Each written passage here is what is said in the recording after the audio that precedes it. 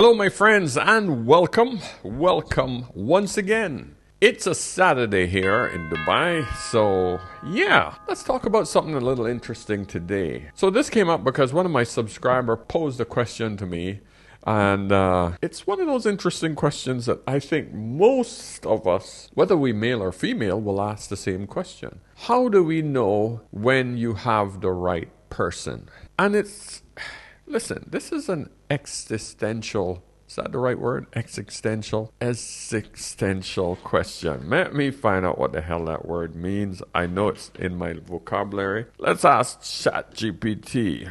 What is the definition of an existential problem or question? An existential problem or question is one that deals with fundamental aspects of human existence. These questions often concern the meaning, purpose, and value of life. They delve into issues like the nature of reality, the essence of being, free will, and the search for meaning. Examples of existential questions include, what is the purpose of life? Or what does it mean to be truly free?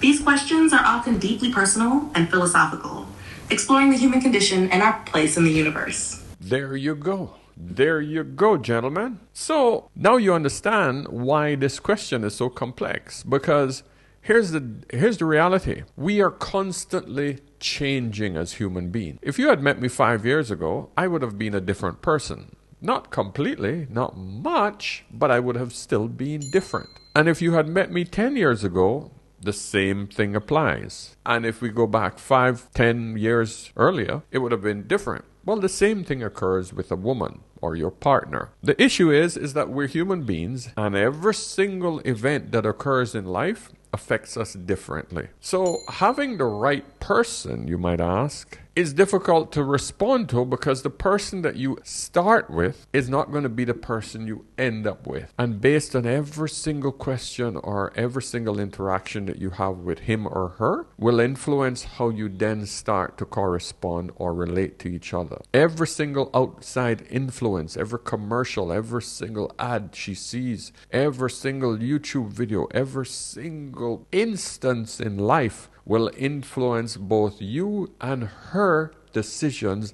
and personality. The only way to survive that is for you all to communicate and keep each other in the loop of each other's lives. In other words, you grow together with very similar interactions and stimuli from outside forces. So that means that if you like a meme, you share it with your partner. Don't share it just with your best friends. You got to share it with your partner, because the stuff that you and your best friend laugh at, you and your partner should be able to laugh at as well. You make sure that you interact with each other in very similar interests so that you'll grow together. So I came across this one video that I'd like you guys to watch. This gentleman asked the very same question, but he really broke it down on this podcast. I found it very interesting. Here we go. Here's the tough part. What was her job at the beginning? Was it bitch and complainer or cheerleader? Well, originally she was the best cheerleader. That's why I chose her forever. She made me feel like the fucking best. Well, at what point did it change? Because guys do what you cheer them on to do. But the more you disregard, the more you complain, the more you go like, well, it wasn't done the way I wanted to, my way, the less they're going to be like, I want to fight for you. If you start taking your guy's kneecaps out, he stops fighting for you. Well, I don't want to be accountable for that because he should be stepping up. He should be standing up. You hit him in the kneecap, though. You're kneecapping the guy that you want to stand up, and you're the reason he's doing it. How conflicting for this guy. It is conflicting, but I don't think that men are communicating that. I just think that men who are isolated, men who don't have mentors, men who aren't taught the way, men who don't even know they can be warriors. Right. The only influence that these guys have, and this is a very important sentence, the only influence and the only person that they want happiness, the only person they want to feel joy and connected, the only person they want intimacy and love, the only person that matters is their girl, and how important her opinion is. And what opinion is she giving is also important. And as soon as she's the nagging, complaining one, the most important resource in his life does not approve of him. He's not good enough. He's a problem, and he doesn't do anything fucking right. What what stand up for yourself thing, what stand up and do things is he supposed to have when the one person he would do it for is his hardest critic? He doesn't have a pack. He doesn't have the guys to lean on. He doesn't have good mentorship. He doesn't have the brotherhood. He doesn't have that stuff. Do you know, I have hundreds of guys when they come in and they go, I can't believe that what you built exists. We have all these guys who get together, and I'm talking about the baddest ass dudes, you know, MMA fighters, strongmen, police officers, soldiers, Marines. We all get together, Navy SEALs, you name it. We get together and we do have that open vulnerability, that heart, that empathy. I love you, bro. I'm here for you. Man, that's tough. What do we do to serve you? How can I have your back? That's the thing your girl is supposed to do. I even made a joke that most of my guys are emotionally cheating with the brotherhood, because my guys are the only ones who seem to give a fuck. And that, my friends, is why channels like these are growing in leaps and bounds, because we're bringing men's voices together. This has never happened before. Men have never had outlets before. So what we're seeing, and this is one of the primary reasons I'm pushing to get my community started. Okay, I'm working on it really hard, guys. I'm going to have a community. A lot of you have been signing up for free right now, so please do that. Go on to askanolderman.com. Just join the fitness part. This will automatically let me know that you're interested in joining the community. And then I will soon be sending you a login and a password so that you'll be able to join the community. Once I can get my web guys to get it together so that they could get it up and running completely. Okay? I am trying to build a community where men and women or like-minded people can come together and have discussions. The idea is to have an outlet, to have a safe space, just like he described.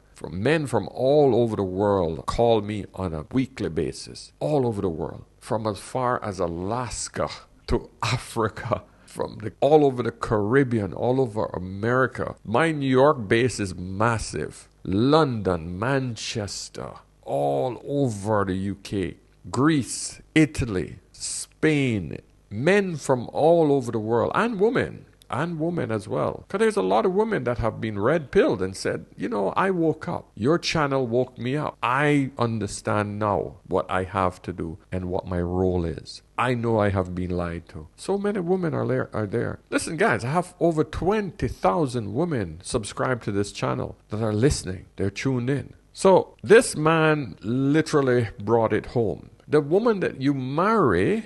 And of course, this also goes for men as well, because men change just like women do. But most men, understand the difference between the two ladies that are listening. Most men marry a woman so that he could take care of her. Most women marry a man so that she could get taken care of. But if you're taking out the kneecaps of the person who's trying to build and work for you, you are only sabotaging yourself. And I've done videos on this before where women are competing with their men. And it's unreal. You don't compete with the man who's trying to work for you. You help him grow and grow your family together. That should be your primary role.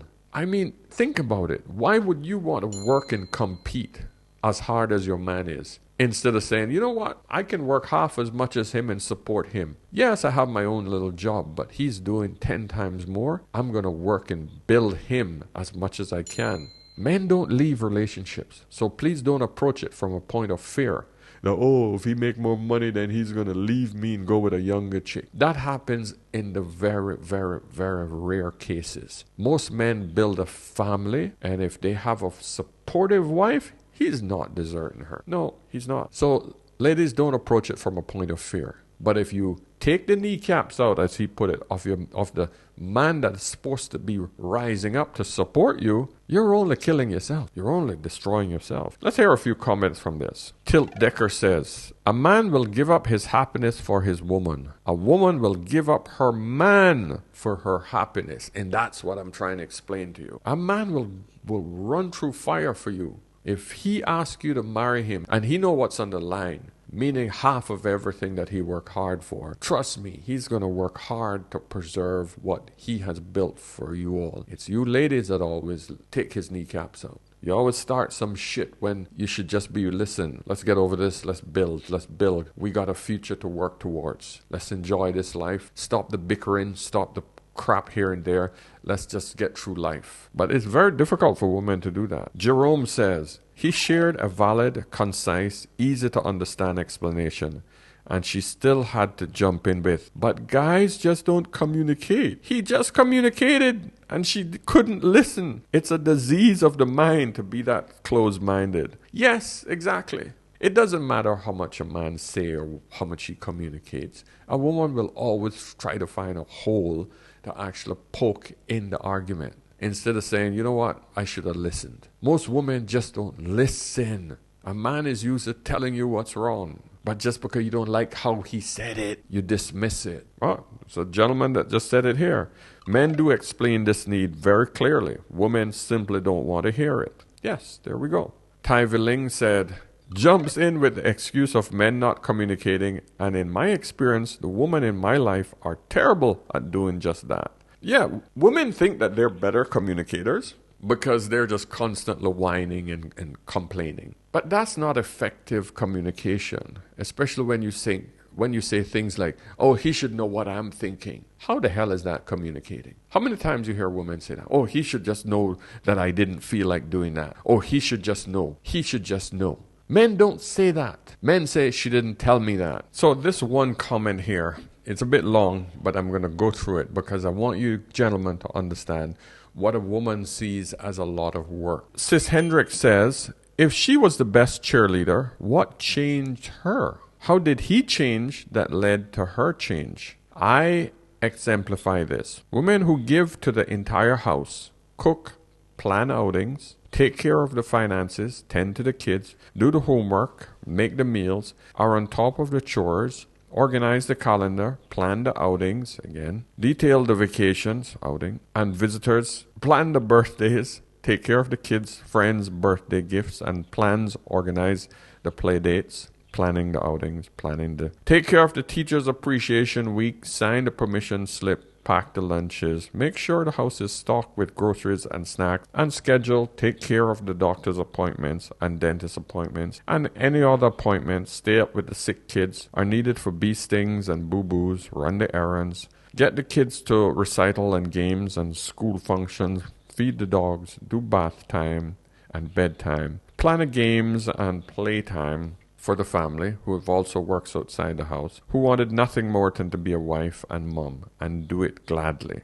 We are the best cheerleaders. Until the husband sits on his phone, can't wait to put on the fight, make a snide comment about dinner, discount the exhausted wife's opinion, isn't attentive when she's also made time to do her makeup, doesn't complain when she's done something especially nice for someone else, is oblivious when her hard-worked plans have fallen through a million times, and she still keeps the plan moving forward. Mention being tired when she's been up all night with a sick kid complaining, or tries to throw a wrench in some outing she's been the only one to put together. Puts on a ball game while she's tending to nighttime homework. Says nothing when the kids are disrespecting her. Breezes by her when they get home from work. Is so glued to his phone or otherwise distracted that details she shares with him have to be exhaustingly repeated because he didn't care enough to absorb it during conversation. There are likely wonderful, attentive, equal partner men out there, and I am not a feminist by any means. The cheerleaders doesn't just change for no reason. If you want that forever cheerleader, be hers. And for that, all of this so-called planning and little things that you have to do, it's obvious that you're a stay-at-home mom. And the little things that you mention, you want me to say, oh, those are big things. They're nothing compared to the man having to hold a mortgage together, hold the finances together. Make sure those kids' school fees don't fall through because he screwed up at work and he lost his job. And then the whole entire freaking house collapses. The man that's holding up the house that you're in This is what you don't understand. So if he's on his phone trying to keep shit together and make sure that the job doesn't fall apart, or he don't lose it to some younger, stronger, more efficient dude with a ChatGPT software that kicks his ass, and you're talking about you're not getting cheered because you plan shit at home, you had to stay up with the kids. They're your kids. If you didn't have a husband taking care of the other stuff, you'd be a single mom. The reality of it is, you want to be cheered for stuff that don't deserve to be cheered for. It's part of life, existing.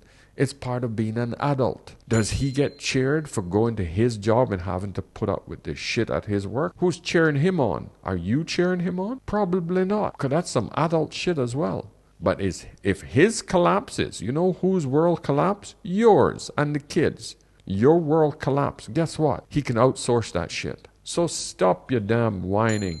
Women do this shit, and we're supposed to be politically correct and say, oh yes, that's a lot of work. It is not a freaking lot of work. You make it so because you're not accustomed to getting out there and freaking hustling like ever a man has to do. He has to face the world. You have to face some baby snot at home. And we've put for some reason, we have equated these two things as equally stressful. Yet that's what you're biologically designed to do. Clean snot. I don't want to get too much into the rant, but it's just frustrating when I listen to this crap. Watch how many times she repeated herself just so that you can see that she does a lot of stuff. But writing in a calendar that this has to be done isn't a big freaking job as far as I'm concerned. Let me know what you guys think. The modern woman today has been tricked that her education is correlated to her intelligence, or it's correlated to the type of man that she is owed. Modern women today will shame, insult, and guilt you out of your standards. And that is why men are flying over from the West to another country and getting play. The women from from the West, they can't fly over somewhere else to go with their men. No. They're pushing their men away to these other countries and then cursing them out for going to these other countries while pushing them away. We feel like we own our men in our culture. Mm-hmm. They don't want you having more options outside of what they're giving you. If Western men are not wanting us and can't deal with us, we can't get a man here. Men from more traditional countries, which the vast majority of the other countries in the world are way more traditional than the West, especially the U.S. I don't know about the UK, but the U.S., if the men there say that you're a hot mess and they're not wifing you up, you're not going to go to Italy, Portugal, or Brazil and get a man unless he's trying to get a visa. Yes, that is the reality of where we're at. These so-called modern Western women think that they are working harder than the men that they want to go out and work their ass off for them. And they make this excuse that being a housewife is a much harder job than actually going out and working as a man. And they have to be commended and rewarded and complimented for it. These were jobs that my mother had to do, period. She never got any compliments. My father worked his ass off to bring in the money. My mother also worked outside the home, and neither of them complained. My father brought in the majority of the money, and they both made it work. Now, the issue is quite simple. If men are not happy with the women in the West, then there will be a significant drop in the amount of men getting married to Western women. And unfortunately, this is a reality that most women are going to have to face. You have to give men what they want, otherwise women lose because men have options. My fiance was born in Mexico. She moved here when she was 13. I feel like the type of woman that she is heavily influenced by the fact that she grew up in Mexico. I do not know if I could date a girl that grew up. My girl started dating me when I worked at Papa John's as a pizza delivery driver. I didn't know you were a Papa John's guy. She would come bring me, food in the parking lot there and stuff. And over the next 10 years, she has seen this just like completely evolve. And now I'm going to buy us a house in San Diego. We're going to have kids. We're going to have sick cars. We're going to have multiple properties across the world. However, the wrong girl or the series of wrong girls can take you out as a man. So yes, young men should be extremely skeptical about girls in general.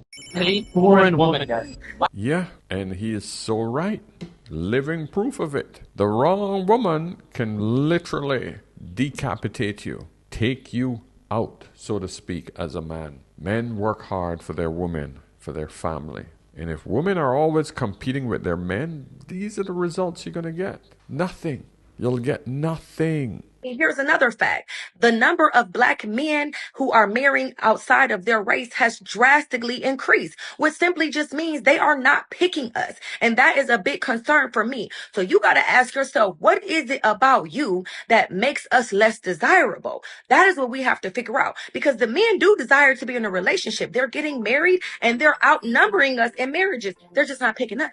So it's time to really figure out, how can I be different? What do I need to switch up to really get what I truly desire from this black man? I'm gonna keep it real, Queen. This ain't just a black woman issue anymore. This is a Western modern woman issue. Upholding dating standards that make y'all sound like escorts, masculinity, and that woman's movement mindset, and about 1,000 other personality defects. But as far as black women are concerned, a good start is who you procreate with. How about y'all pedestalize and reward the law-abiding, straight and narrow, family-oriented man? Stop wearing weave, start hitting the gym, and stop making fun of dark skin, and start acting about as feminine as y'all do when y'all get with that white man. Stop leaving your baby daddies and starting new relationships expecting men to give a damn about those kids. And last but definitely not least, stop following those level 99 F boys that's gonna tell you what you want to hear, and start following content like this that's gonna tell you what you need to hear. I heard no lies there. No lies spoken at all. Ladies, you have to switch it up. You have to understand, give the man what he wants, otherwise you will lose. There's nothing else to it. I can't say it any clearer, any plainer, any other way. That's the reality we have to live with. Be the right woman for your man. That's it. Simple. All right, guys, listen, I'm going to wrap it up there. I think this one is nice, clean, and clear cut. I am trying to bring us together so that we can have better relationships. But join the community. Get over to askanolderman.com. Join the community or book a chat with me. If you have anything that you need to get off your chest, if you need any help in your relationship, in your business, in your life, it's always best to, ask an older man. Okay? I'll see you guys in the next one. Cheers.